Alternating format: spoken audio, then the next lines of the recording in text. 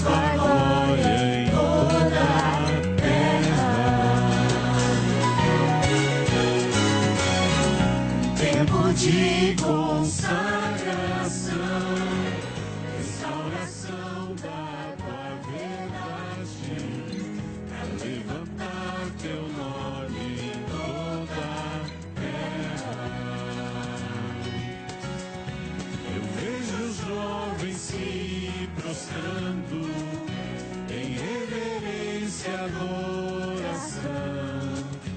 Eu vejo o Espírito movendo os corações. Eu vejo a igreja se erguendo e terminando a missão. Eu vejo um povo declarando em uma canção: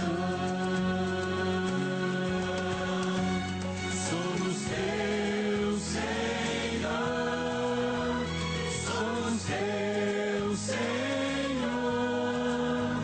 Quer vivamos ou morramos, somos teus. Somos teus, Senhor. Somos teus, Senhor. Quer vivamos ou morramos, somos teus.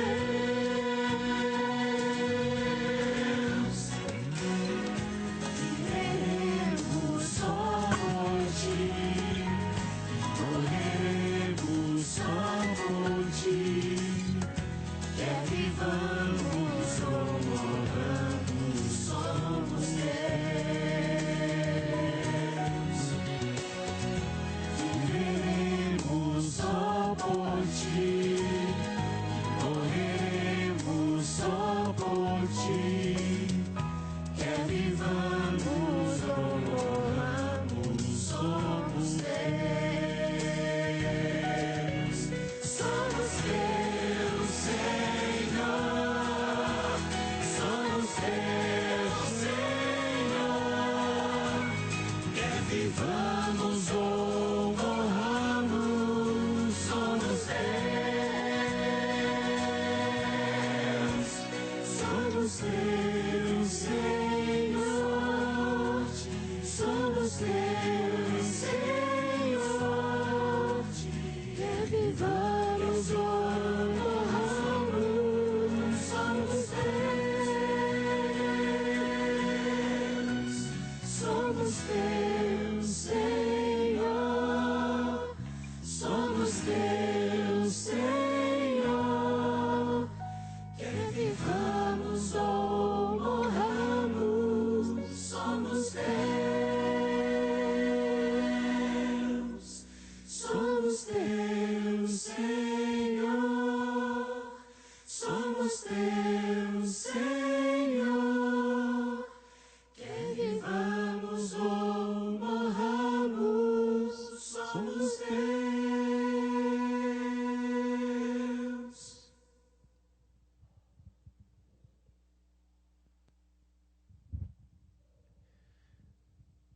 Vamos nos preparar agora para, em continuação, nossa adoração. Vamos nos colocar de joelhos para buscar a presença de nosso Deus.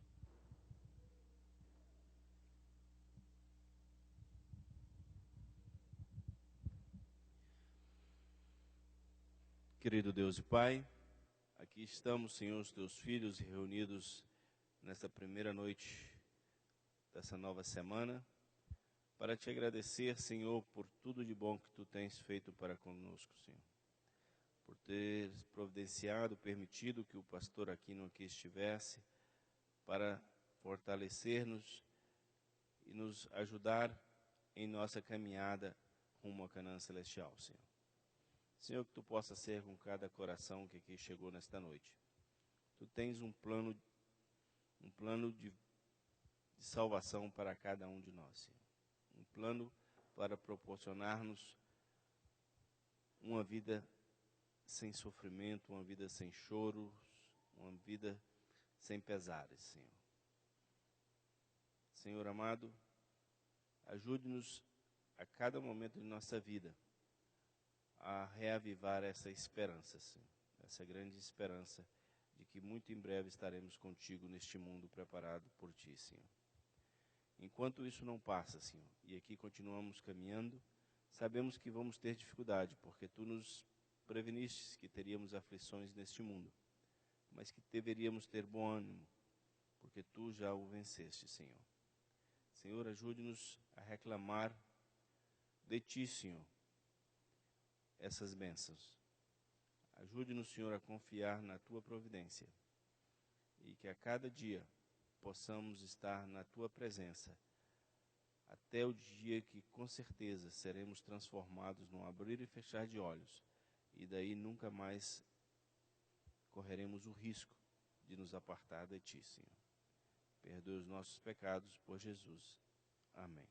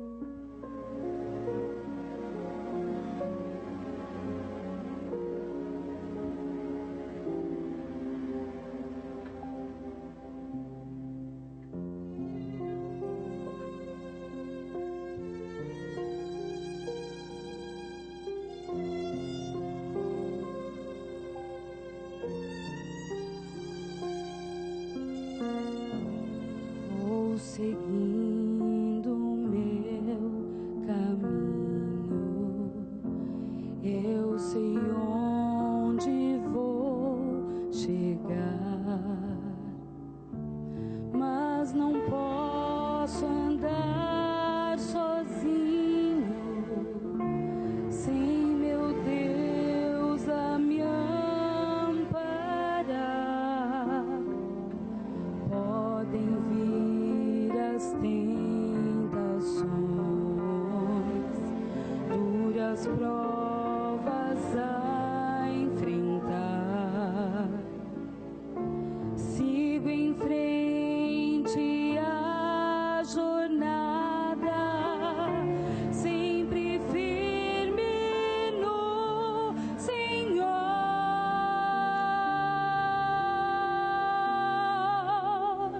Só em Cristo a esperança, só em Cristo a perdão, só em Cristo a segurança, vida eterna, salvação.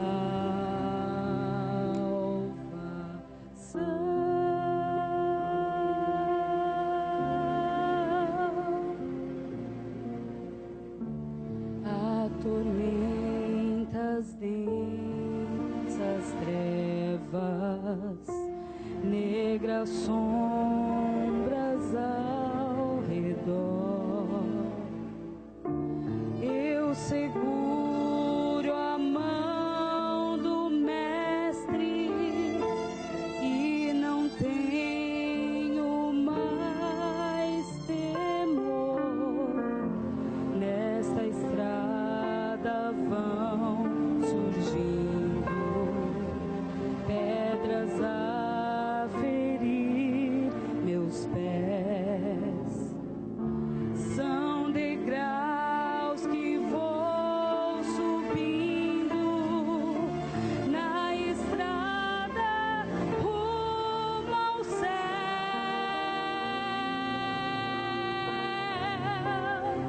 Só em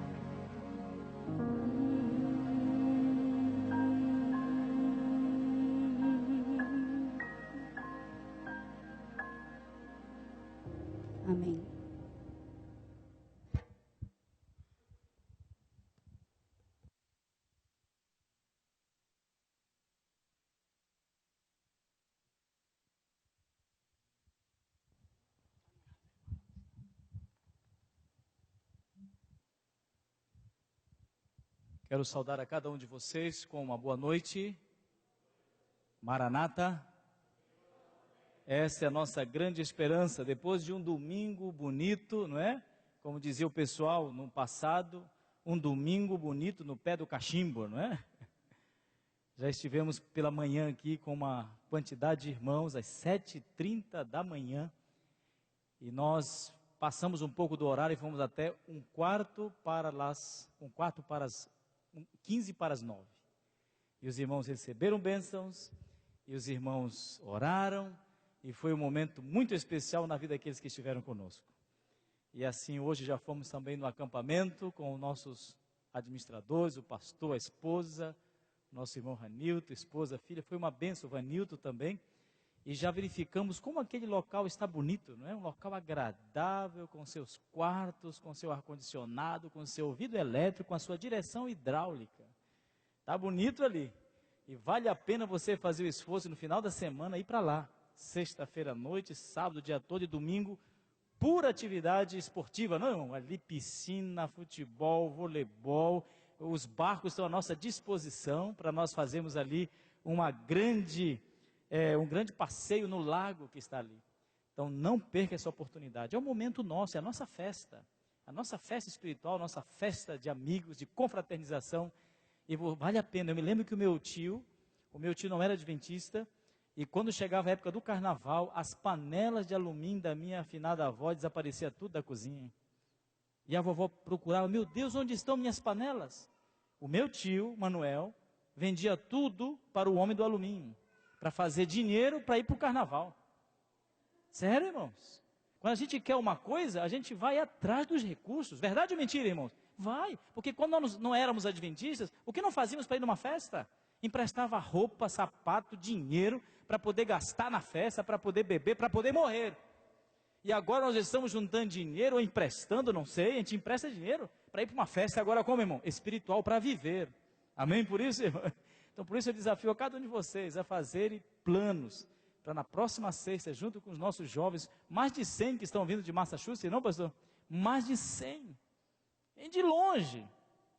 Quanto mais nós que estamos aqui, como dizia minha afinada avó, na Ilharga, né, ao lado aqui do acampamento, podemos estar fazendo planos para estar ali. Eu vou estar, eu imagino que vai ser um momento muito agradável, e vamos nos confraternizar, e vamos cada vez mais nos conhecer, e vamos passar esses momentos juntos para a honra e para a glória de quem, irmãos?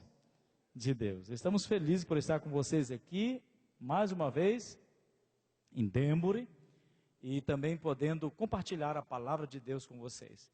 Nós podemos colocar já aí a dispositiva. Muito bem. Nós estamos durante essa semana falando do tema chamado, como, irmãos? A grande esperança. E nós sabemos que há esperança quando Jesus está no nosso coração. Eu falei ontem que eu achei o marca-página, e nesse marca-página estava escrito assim: a vida com Cristo é a esperança sem fim. A vida sem Ele é o fim da esperança. Assim que, irmãos, a esperança não é algo, a esperança é alguém, a esperança é uma pessoa, a esperança é Jesus. E quando falamos de esperança, nós falamos de Jesus. Por isso fala a grande esperança, a volta de Jesus, um novo céu, uma nova terra onde habita a justiça. Por isso eu trouxe então também um tema que essa grande esperança precisa estar dentro de nós, e esta esperança gerar em nós uma transformação de dentro para fora. Está aí, olha, de dentro para fora. E aí o coração que representa o centro das nossas decisões. É do coração que procedem as boas e as más coisas. Jesus disse: o homem bom, do seu bom tesouro, tira as boas coisas. E o homem mau, do seu mau tesouro, tira as coisas más. E do coração procedem as coisas boas e as coisas más. Por isso que a transformação precisa ser uma transformação do coração. E aí a religião vai ser uma religião bonita, não? Uma religião feliz. A pessoa vai viver uma vida plena de felicidade ao lado de Jesus. Amém por isso, irmãos? Por isso, eu quero nessa noite trabalhar o tema que está em Romanos 12, 1 e 2. Esse é um texto que também eu já tenho de memória. E desafio a cada um de vocês a memorizar este texto. Romanos, o capítulo 12, versículos 1 e o versículo 2. Esse é um texto bonito. Esse é um texto que você precisa colocar na sua cabeça. Esse é um texto que você precisa colocar no seu coração. Já acharam? Romanos 12, versículos 1 e 2. Vamos ler então o texto? Diz assim o texto: rogo-vos, pois, irmãos, pela compaixão de Deus, que apresenteis os vossos corpos como sacrifício vivo, santo e agradável a Deus, que é o vosso culto racional. E não vos conformeis com este século, pode ser traduzido também com este mundo, mas transformai-vos pela renovação da vossa mente, para que experimenteis qual seja a boa, agradável e perfeita vontade de Deus. Que dizem vocês, irmão, desse texto? Amém? Amém. Todas as vezes que nós falarmos frases positivas, vocês estão livres para dizer amém. Porque a palavra amém significa assim seja. Ou então, louvado seja o nome do Senhor. Então, esse texto é um texto muito importante quando se fala de transformação, quando se fala de mudança. Porque esse texto foi um texto dirigido a uma igreja problemática, a igreja dos romanos, a igreja de Roma. Em 2008 eu tive a alegria de estar em janeiro de 2008 em Roma, na Itália.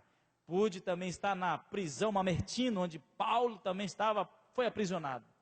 Onde Paulo mandava saudações para as pessoas que estavam na casa de César. Então eu fui na caverna, eu fui lá na prisão, e caminhando saímos para ir até a casa de César, para ver onde estava, não é?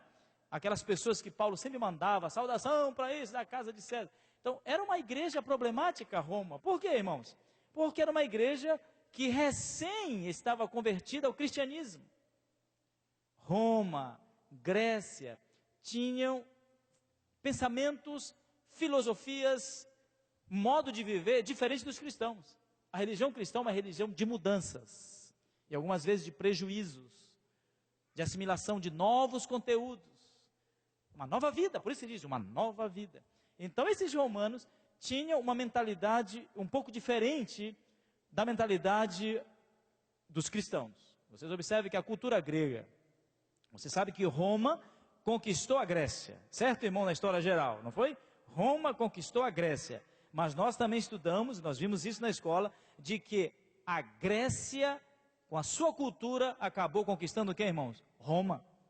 Porque a cultura grega não saiu da cabeça dos romanos, ou melhor, ela conquistou os romanos. E qual era a mentalidade grega? A mentalidade grega era a seguinte: o que afeta o meu corpo não pode afetar o meu relacionamento com os deuses. Então a cultura grega tinha uma palavrinha que nós chamamos assim, dicotomia do ser.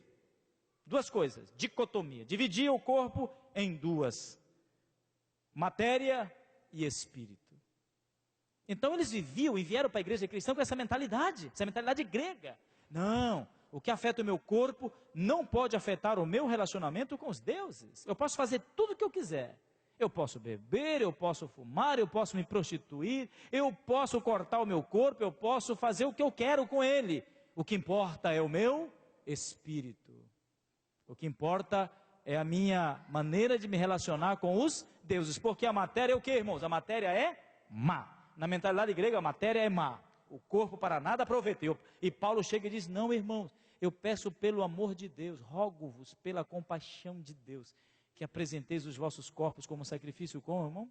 Vivo, santo e agradável a Deus. E mais adiante ele vai dizer que o vosso corpo é o templo do Espírito Santo. Então a matéria sim influi. O corpo tem muita influência sobre o meu relacionamento com Deus. Por isso que eu não bebo, por isso que eu não fumo, por isso que eu pratico exercícios físicos, por isso que eu me alimento de maneira equilibrada, porque o corpo vai ter uma influência grandiosa sobre o que, irmãos? Sobre a mente. E com a mente servimos aos deuses não, com a mente servimos a Deus verdadeiro. Então essa era a mentalidade. Então hoje, apesar de sermos cristãos, apesar de termos esta mentalidade cristã, ainda temos a mentalidade grega. Aqui olha, um pensamento aqui. minha vida particular não tem nada a ver com a minha religião. Eu não vou citar o nome da cantora brasileira, porque a minha esposa disse, não cita o nome em público. E a gente tem que escutar a esposa às vezes, né? Às vezes não, sempre. Não cita. E eu estava vendo uma entrevista dessa cantora brasileira, que tem trejeitos sensuais, e ela se converteu a uma igreja evangélica. E fizeram uma entrevista com ela, porque mesmo sendo evangélica, ela continuava dançando. Dançando, e cantando, e de maneira sensual, com roupas sensuais, a maneira de atrair, né? E então um dia o repórter perguntou, fulana, você agora se converteu? Sim, graças a Deus, eu me converti a Deus. Ah, que bom. E você faz parte agora de uma igreja evangélica, é verdade? Sim, eu faço parte de uma igreja evangélica. Eu não entendo como é que você faz parte dessa igreja evangélica e continua dançando e continua cantando com esse seu jeito sensual. Ela fechou o rosto para o repórter e disse assim, olha, não confunda a minha vida particular, a minha vida artística, o meu trabalho com a minha religião. São duas coisas diferentes. Meu pastor sabe disso. O meu trabalho é uma coisa e a minha religião é outra coisa. Uma evangélica com a mentalidade pagã, está aí, olha, com a mentalidade grega. Não, a minha vida particular não tem nada a ver com a minha religião. E nós estamos entendendo nessa noite diferente. O apóstolo São Paulo diz, não, irmãos, pelo amor de Deus, não é assim não. Rogo-vos pelo amor de Deus, que vocês apresentem os vossos corpos como sacrifício, como vivo, santo e agradável a Deus, que é o vosso culto mental, é o vosso culto inteligente. O nosso culto é um culto inteligente, que envolve o corpo, que envolve a mente. Amém por isso, irmãos, não é verdade? Então veja, essa mentalidade dessa cantora brasileira, que é evangélica, representa a vida de muitos de nós. Durante a semana temos uma prática totalmente pagã. E quando chega no sábado de manhã, aqueles que usam os seus ternos, né, com a sua gravata, a sua Bíblia na mão, não é? A roupa lá embaixo, as mangas, mesmo com calor.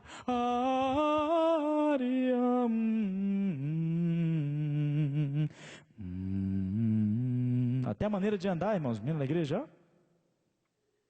Mentalidade pagã. Entende? Durante a semana, não tem nada a ver a minha vida particular com a minha religião. Essa é a mentalidade que muitas vezes nós temos desenvolvido na igreja. Verdade ou mentira, irmãos? É verdade. Por isso nós estamos na semana de oração, que é para refletir um pouco como estou vivendo. Rogo-vos, pois, irmãos, pela misericórdia de Deus, que vocês apresentem os vossos corpos como sacrifício vivo, santo e agradável a Deus, que é o vosso culto, que, irmãos? Racional. É bem verdade que nós estamos numa igreja, todos vocês, de maneira livre, de maneira voluntária. Verdade ou mentira, irmãos? Verdade, não? Quem foi que obrigou a alguém vir para a igreja hoje? Você é livre de dizer assim, eu não vou para a igreja hoje. Verdade, irmãos? Não é verdade? Eu não vou para a igreja hoje. Você também tomou a decisão, eu vou para a igreja hoje. Está chovendo, é uma prova para mim, por isso que eu vou. Eu vou.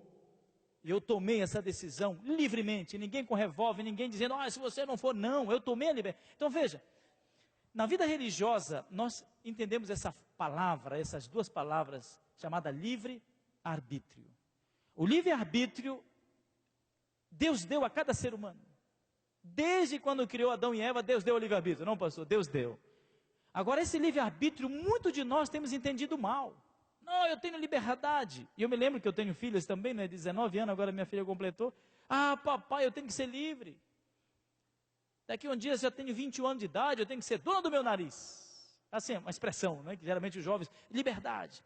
E nós entendemos mal que esse livre-arbítrio que Deus nos dá não é outra coisa senão a liberdade de eu escolher a quem vou servir, ou de quem serei escravo. Não existe uma liberdade assim neutra.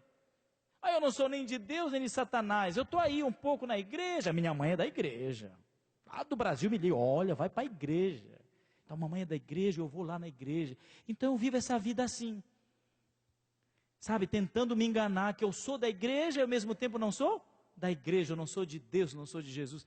A liberdade que Deus nos dá, irmãos, é somente para escolhermos a quem vamos servir, ou melhor, de quem vamos ser escravos. Não sei se vocês já pensaram aqui em Denver assim, de quem eu vou ser escravo? Quer dizer, no mundo espiritual não existe neutralidade. Ou você é de Deus, ou você é de quem? De Satanás. Eu não sei se vocês tinham pensado assim, não existe meio termo. Deus jamais fez sociedade com o diabo. Ah, não, eu estou aqui um pouquinho, não é? E aqui, não existe isso. Se você está um pouquinho assim de Deus, você não é. E é um perigo quando a pessoa não está nas mãos de Deus. Terrível coisa. É uma pessoa não estar nas mãos de Deus, está nas mãos de Satanás.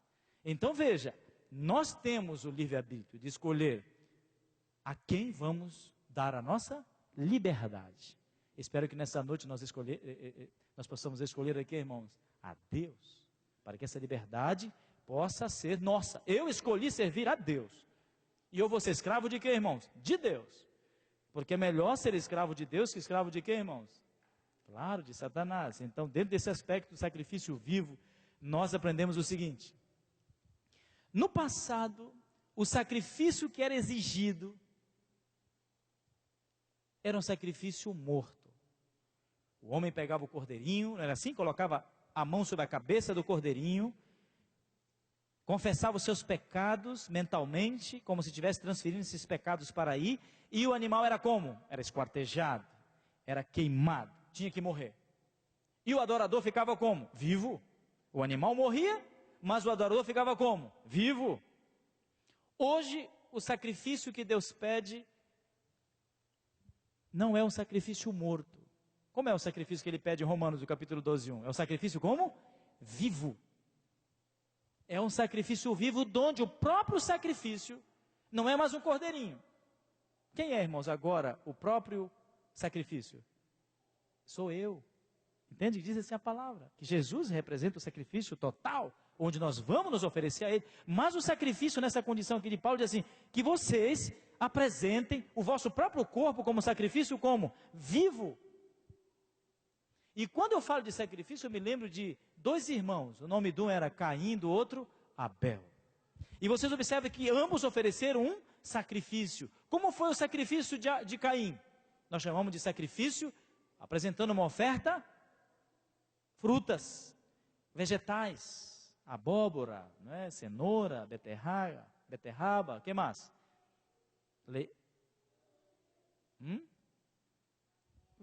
Vegetais. E nós chamamos isso em teologia de oferta incruenta. Oferta sem sangue. Incruenta quer dizer sem sangue. Já Abel ofereceu uma oferta cruenta, que significa com sangue. Deus queria oferta com o quê, irmãos? Com sangue. E o que aconteceu foi que Caim ofereceu essa oferta de maneira independente. De maneira, a religião segundo as suas próprias conclusões. Eu acho que é melhor assim. Para mim isso aqui não é pecado. Não vejo pecado nisso não. A pessoa que faz a sua própria religião. Então oferece a Deus um sacrifício vivo ou morto, irmãos? Vivo ou morto? Morto, sem sangue, que é a oferta incruenta de Caim. Então o sacrifício morto é toda aquela oferta egoística, sabe? Do orgulho humano. Aquela pessoa que quer fazer a sua própria religião a parte da palavra. Nós temos as instruções na palavra de Deus, mesmo assim a pessoa quer fazer de acordo com as suas próprias intenções. E na melhor das intenções, porque Caim, e eu li um comentário que dizia que Caim tentou oferecer esses vegetais, era o melhor que ele tinha. Só que Deus não pediu o melhor nesse sentido. Deus pediu um cordeiro. E quando Deus pede um cordeiro, é um cordeiro. E esses dias conversando com algumas pessoas daqui, falando dos americanos, dos patrões americanos, dos patrões brasileiros, né? O patrão americano diz assim, eu vou te dar $50. E é $50, verdade ou mentira? 50. O patrão brasileiro te promete 50 e no final se te paga 20, não é assim, irmão? Ou 25, pode ir embora feliz. Deus, quando pede o cordeiro, deve ser como, irmão? O cordeiro. Ele diz assim, o dia de descanso é o sábado, não é o domingo, é o sábado. O dízimo é 10%, não é 5%, não é 6%, é 10%. Entende, irmãos? A questão da lei de Deus são os 10 mandamentos. De acordo com como está aí, seja no Japão, nos Estados Unidos, no Brasil, no Peru, na China. É isso aí. Só que este Caim representa todos aqueles que querem viver uma vida religiosa independente das orientações da palavra de Deus. Então ele diz assim: ofereçam os vossos corpos como sacrifício, como, irmão? Vivo. Eu, Aquino, vivo. Estou na faculdade, vamos dizer, e os meus colegas me oferecem um copo de cerveja. Para eu ser mais moderno, poxa, um copo de cerveja, qual é a maldade nisso? Se eu tomo esse copo de cerveja e depois estou na igreja no sábado, eu estou oferecendo a Deus um sacrifício, como, irmão? Morto. Mas se eles me oferecem esse copo de cerveja e eu rejeito, não, meus amigos, olha, por favor, eu não bebo, eu agradeço a vocês, desculpa, não, tá, ofereço a Deus aqui o quê? Um sacrifício vivo, meu corpo como sacrifício vivo. Um jovem que se mantém puro, né, com a sua namorada, com a sua noiva, um sacrifício como, irmão? Vivo. Mas se eu passo a ter contatos sexuais antes do casamento, eu ofereço a Deus um sacrifício como, irmão? Morto. Deu para entender isso? Então o apóstolo Paulo diz assim: ofereçam os vossos corpos como sacrifício, como, irmão?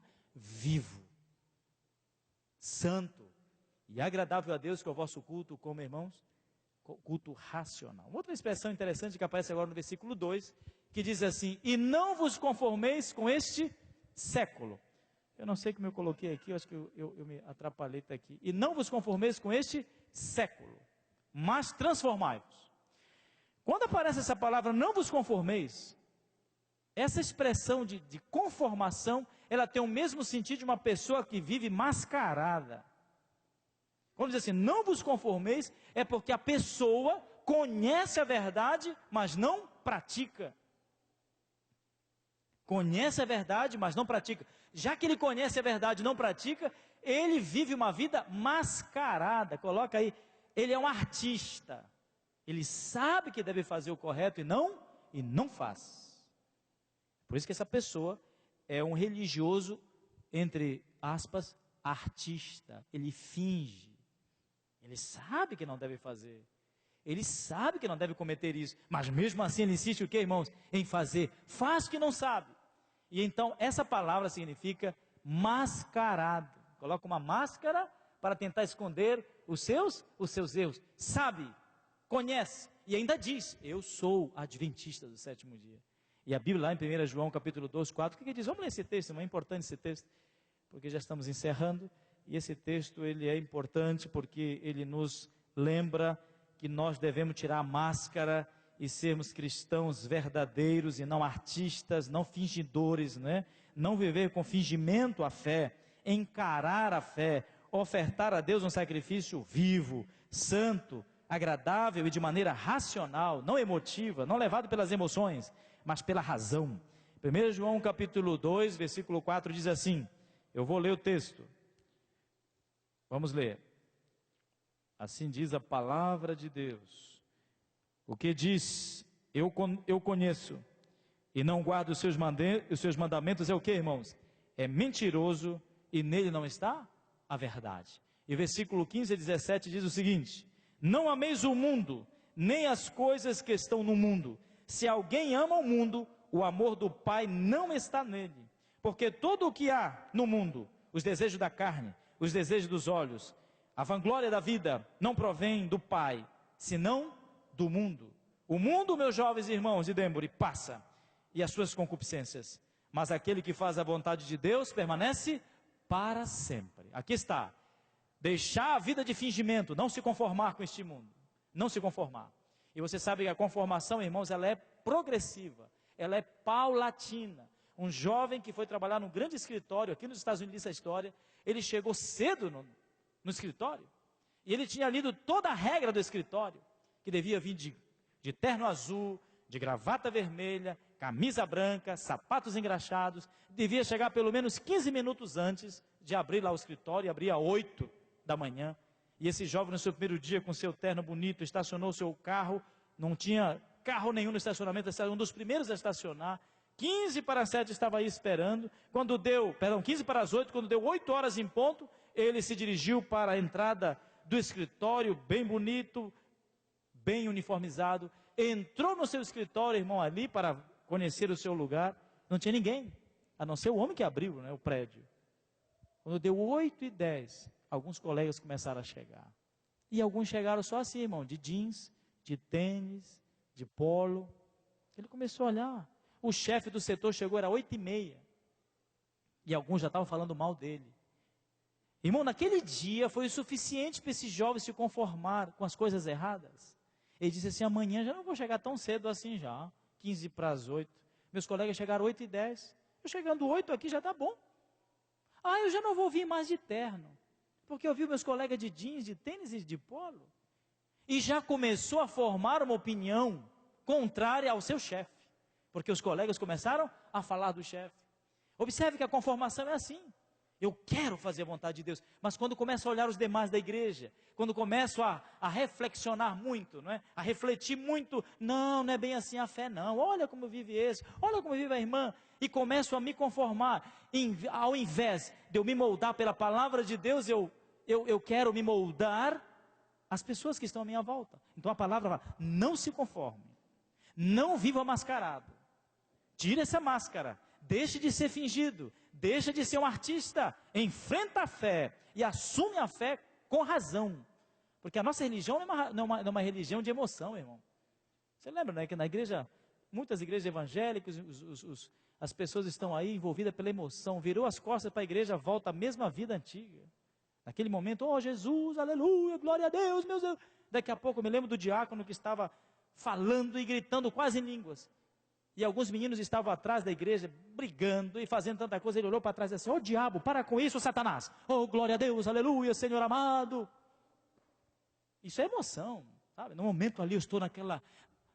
E depois que passa, o apóstolo, não é assim. A religião verdadeira não é emoção. Claro que tem que ter o coração. Mas primeiramente tem que passar por onde, irmãos? Pela cabeça. Eu tomei a decisão de ser fiel a Deus. Eu tomei a decisão de não fazer isso. Eu tomei, meu Deus, me ajuda nessa minha decisão. De maneira o quê, irmãos? De maneira racional. Não viva mascarado. E ele então termina dizendo que nós não devemos viver de maneira mascarada. Ele diz assim, mas que haja uma mudança.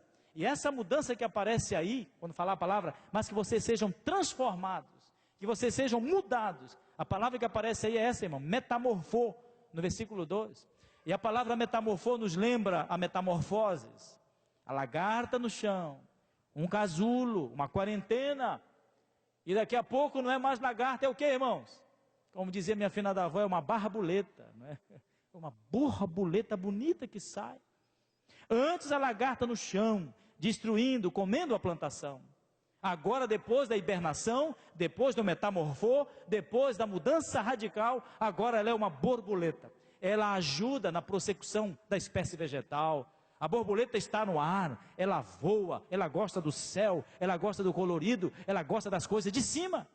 Então não é à toa que o apóstolo coloca essa expressão, não, metamorfose espiritual. Porque a vida religiosa não é o melhoramento da antiga vida, senão uma mudança, como irmãos, radical. Isso eu queria falar, radical, uma mudança radical. Seguir a Jesus requer conversão integral, por isso que fala, ofereçam os vossos corpos como sacrifício vivo, mudança integral, uma mudança holística, a mudança total do ser, da cabeça aos pés, uma mudança integral, desde o princípio, e uma repetição dessa conversão, quando, irmão? Diariamente, por isso que a nossa religião é diária, mudança radical, e a repetição dessa mudança, como, irmão? Diariamente, como aquelas pessoas que querem deixar de fumar. Hoje eu parei de fumar. Hoje eu não bebo. Hoje eu não fumo. De manhã cedo, na primeira hora de cada dia, buscar a Bíblia, devemos dizer a Deus, Senhor, hoje eu quero ser fiel a Ti. Nessas próximas 24 horas, eu quero que o Senhor me converta, que o Senhor me transforme, que o Senhor me faça ser fiel a Ti, a toda prova. Mudança, o que, irmãos? Radical. Mateus 16, 24, aqui diz lá, aquele que quiser vir após mim, a si mesmo se negue. Tome a sua cruz e siga-me. Aí está, mudança radical, metamorfoses. Antes eu gostava de vinho Dom Bosco. Agora eu gosto de vinho, o puro suco da Superbom. Amém por isso, irmãos? Mudança radical. Antes eu gostava de Zezé de Camargo e Luciano. Agora eu gosto de Luiz Cláudio e Rafaela Pinho. Assim é. Mudança radical. Antes, por exemplo, eu jogava o jogo do bicho. Agora eu sou fiel a Deus nos dízimos e nas ofertas. Amém por isso, irmãos? É assim. Antes eu dançava, pulava carnaval. Hoje, irmãos, eu participo com jovens no final de semana no acampamento, com vôlei, com futebol saudável, com a piscina, com caiaque, e assim, mudança radical. Metamorfoses precisa acontecer na nossa vida, e assim diz o apóstolo, mudança radical. E aqui diz um texto, irmão, muito interessante, e eu queria compartilhar com vocês, está no livro Desejar a Todas as Nações, página 172, que diz: a vida cristã não é uma modificação, um melhoramento da antiga, mas uma transformação da natureza. Tem lugar a morte do eu e do pecado e uma vida toda nova. Esta mudança se pode efetuar mediante eficaz operação de quem, irmãos? Do Espírito Santo. Eu não tenho força para isso. As minhas tendências carnais, eu não tenho forças. Mas Jesus tem. E através do Espírito Santo, isso pode acontecer na sua e também na minha vida. Conformação, não vos conformeis. E terminando aqui, irmãos, eu quero deixar com vocês essa outra citação que a mim me parece muito importante nessa formação espiritual que vem do coração para fora. Diz assim: temos que ser cuidadosos, irmãos, com essa noção de que toda a nossa religião significa manter relacionamento com Deus. Você sabe que existem muitos pregadores que falam, relacionamento com Deus, temos que estar aqui, Jesus te ama, Jesus te quer, e é verdade essa mensagem, mas não é só isso. Todos vivem um relacionamento com Deus, de uma forma ou de outra. Os que negam a sua existência vivem um relacionamento com Deus. Pilatos teve um relacionamento com Jesus, o mesmo fez Caifás. Até o diabo tem um relacionamento com Jesus, ele o odeia. Veja, não é só um relacionamento, eu tenho que ter relacionamento com Jesus. O evangelho não é um chamado para manter relacionamento com Jesus, mas para fazer um compromisso com quem, irmãos? Com Ele. Talvez eu esteja falando para alguém que está nessa mentalidade de religião, só relacionamento com Jesus, só relacionamento com Jesus, só relacionamento com Jesus, e não muda, continua na mesma fossa, continua no mesmo abismo. Então não é só um relacionamento com Jesus. A vida cristã, o evangelho nos chama a assumir um compromisso com Jesus.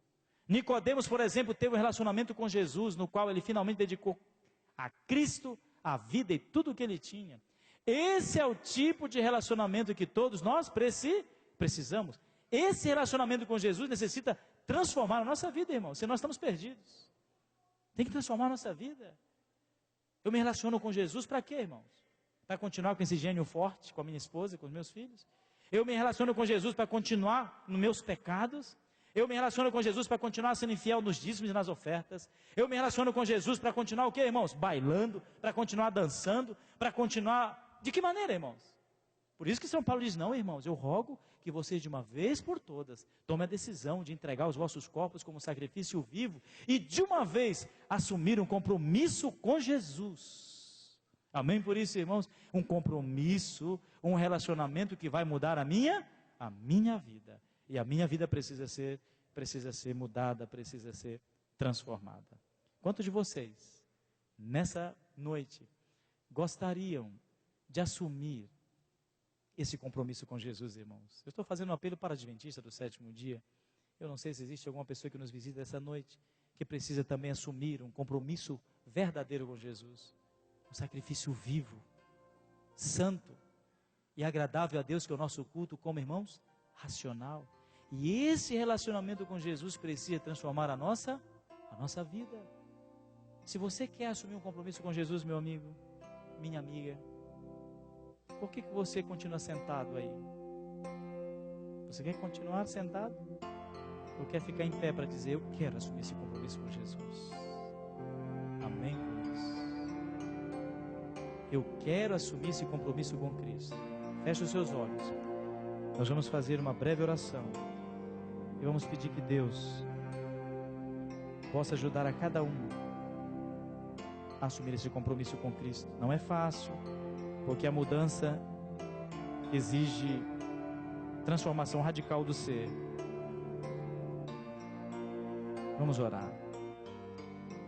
Pai querido, a religião cristã, o Evangelho nos faz um convite nessa noite para assumirmos não só um relacionamento com Jesus, senão um compromisso com Jesus. E este compromisso com Jesus deve transformar a nossa vida. Deve nos fazer esposos mais amáveis, mais carinhosos, menos machistas e mais amantes. Esse relacionamento com Jesus, esse compromisso com Ele deve transformar a nossa vida para sermos pessoas mais honestas, mais verdadeiras. Esse compromisso com Jesus, esse relacionamento com Ele, nos vai levar a sermos mais fiéis nos dízimos, nas ofertas, na guarda do sábado, na fidelidade no matrimônio, no cuidado com o nosso corpo. Por isso, Senhor, recebe o nosso corpo nesta noite como sacrifício vivo, santo e agradável a Deus, que é o nosso culto inteligente. Nós te amamos. Nós, nesta noite, usamos do livre-arbítrio que nos destes para escolhermos servir a Ti, para sermos Teus escravos, porque ser escravo de um Senhor tão bom é a coisa melhor que existe neste mundo. Por isso nós entregamos este corpo, esta cabeça, este cérebro, esta mente nas Tuas mãos, para que Tu possas usá-lo para a Tua honra e para a Tua glória, em nome de Jesus. Amém. Amém, Senhor. Tome assento, irmãos. Deus abençoe.